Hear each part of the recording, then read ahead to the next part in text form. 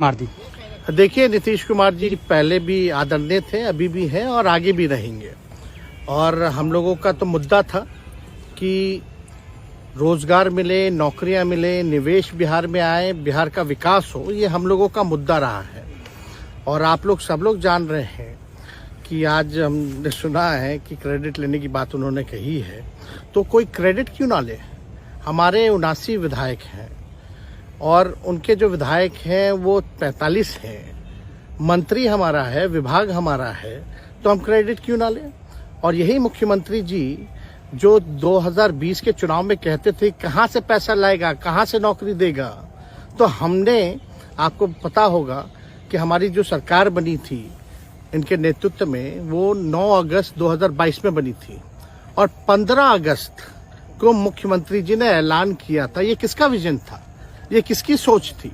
तो जो मुख्यमंत्री कहता था कि यह असंभव है नौकरी देना, उसको हमने एक हफ्ते के अंदर जो है उनसे बुलवाने का काम किया, जो कहता था असंभव है।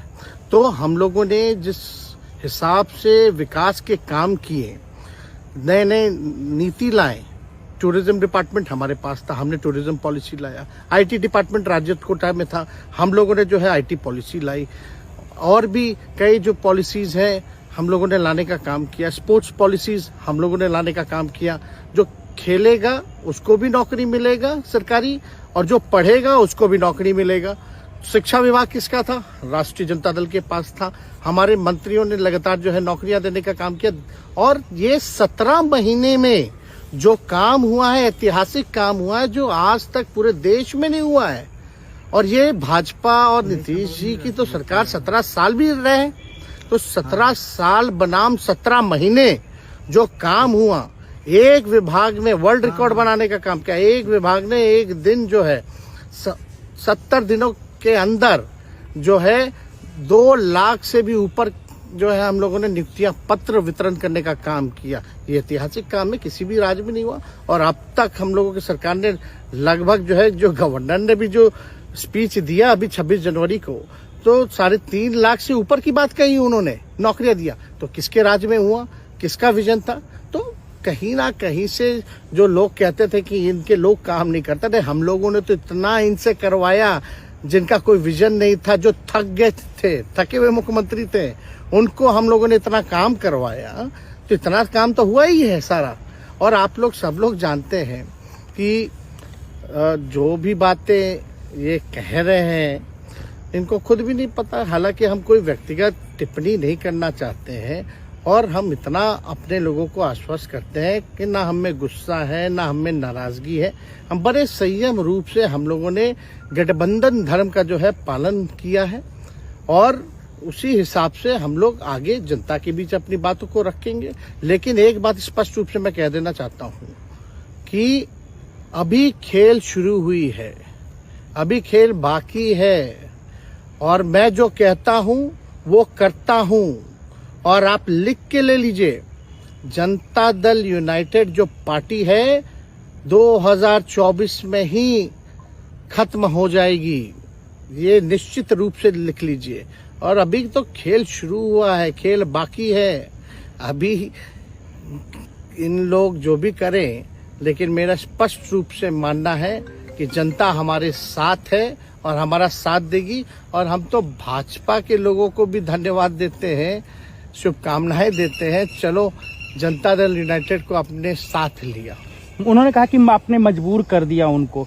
किस चीज की मजबूरी थी ऐसी, क्या तर्क देंगे? उनके साथ के सहयोगी पूछ रहे हैं, क्या तर्क क्या देंगे? शिक्षा व्यवस्था में सुधार जो अब तक नहीं हो पाया था, क्वालिटी ऑफ एजुकेशन, चिकित्सा में अस्पतालों को बेहतर करना, रोजगार देना, आर्थिक न्याय देना, स्वयं सहायता समूह के मानदेय को दुगुना कराना, पॉलिसीज लाना। तो इससे सोच रहे थे कि भाई ये नौजवान है, हम इतने साल से मुख्यमंत्री हैं, अब तक ये काम 17 सालों में भाजपा के साथ डबल इंजन में रह करके नहीं कर पाए, और ये डिप्टी सीएम होकर के इनकी राजद के मंत्रियों ने इतना काम कर दिया, तो ये पच नहीं रहा होगा। आपका क्या रह गया इस सरकार में जो आपने 10 लाख की वादा किया? किस किस डिपार्टमेंट में बाकी रह गया जो आपने नहीं कर पाया? लगभग हर जगह निपा लिया है। और हम आपको बता दें, पिछले 2 कैबिनेट से पब्लिक हेल्थ कैडर का फाइल इन लोगों ने रोक रखा है, जिसमें लगभग 1 लाख से भी ऊपर नियुक्तियां हैं। हम लोगों ने पास भी किया सारी चीजें, लेकिन ये लोग कैबिनेट में नहीं आने दे रहे। 2 कैबिनेट से नहीं आने दे रहे। चाहे आशा वर्कर का भी है, ये भी आने वाला है जल्दी। तो हम लोग तो देखिए काम में विश्वास रखते हैं। हम लोग तो रात भर घूम करके छापा भी मारने का काम किया है। कहीं कमी हो तो उसको दुरुस्त करने का काम किया है, ईमानदारी से काम किया, धर्म निभाया। लेकिन अभी तो खेला बाकी है। आज भले ही ये लोग ओथ ले लें, लेकिन कितना दिन ये लोग रहेंगे, इनको कुछ नहीं। जनता के बीच में आप क्या कह कर जाएंगे, क्योंकि आपने बड़ा सही, आपने जैसा ने कहा कि संयम बरते, आपके तरफ से अभी तक कुछ नहीं कहा गया, सरकार गिर गई, तो अब आप क्या कहेंगे, क्योंकि लोग तो आपसे उम्मीद लगाए रखे थे। सरकार हम लोगों ने बड़े उम्मीदों के साथ बनाया था, और किस उद्देश्य के साथ बनाया था वो नीतीश कुमार जी ने आपको उस समय बताने का भी काम किया। ये गए हैं, इन्होंने इसकी हत्या की है, तो जनता इसका जवाब देगी। सम्राट चौधरी सर पे मुरेठा बांध के घूम रहे थे कि इनको, अब देखिए इस पे क्या टिप्पणी, पुरानी बातें नहीं, काम की बात होनी चाहिए। कौन क्या कहता था, ये क्या हुआ नहीं हुआ, अब ये तो सारा इतिहास है। लेकिन हम तो आगे के बारे में सोच रहे हैं, और आगे यही है कि खेला भी बाकी है, और हम लोग मिल करके जो है, जो विजन के साथ आए हैं, उस विजन को हम लोग पूरा करेंगे जनता के साथ। सर एक सवाल, जिस तरीके से वो विधानसभा में भाषण दे रहे थे, जहां मंच पे जा रहे थे, कुछ ऐसे एक्टिविटी थी उनको लेकर जिसके लेकर पूरा बिहार में चर्चा था। आप क्योंकि उनके साथ कैबिनेट में रहे, उप मुख्यमंत्री रहे, हर जगह आप साथ में बैठे रहे। आप तो जान ही रहे हैं, जब नीतीश कुमार जी हमारे साथ होते थे, मंच से हम लोग बातें करते थे, तो क्या क्या नहीं बोलते थे, कितना काम कर रहे हैं, ये काम हुआ। आज तक कभी नियुक्ति पत्र किसी सरकारों, बिहार सरकार नीतीश कुमार जी को बांटते हुए देखे थे क्या? हम आए तब ना बंटवाना शुरू किए, उसके बाद ना भारत सरकार बांटना शुरू किया।